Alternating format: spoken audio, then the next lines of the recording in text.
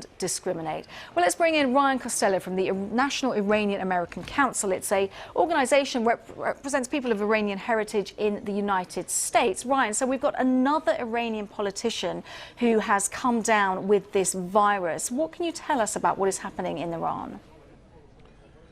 Well, I think the first thing to recognize is that the government, official statements probably do not reflect the extent of the outbreak inside of Iran. I think Iran is likely, based on the death rate, probably the second biggest epicenter in the entire world when it comes to the coronavirus. And that's due to two factors. One, a very slow government response, failing to test for the coronavirus initially, and then failing to take quarantine and other precautionary measures.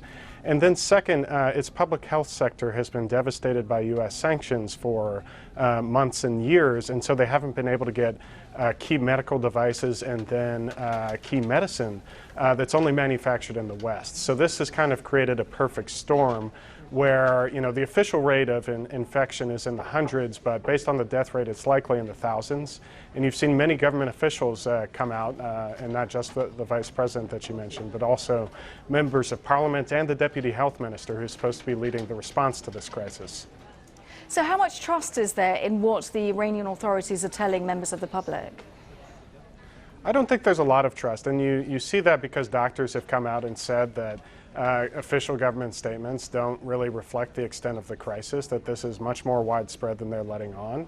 And, back on February 18th, they said that nobody had been infected in the country. The government had to reverse themselves, the very next day because a couple of people had died as a result of the coronavirus. So, I think the public trust in the authorities, and then dating back to, the fact that they shot down a civilian aircraft just a little over a month ago and then lied about it for 3 days.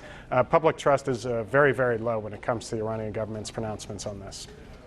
Okay, interesting point. Ryan Costello from the National Iranian American Council. We're going to leave it there. Thank you so much.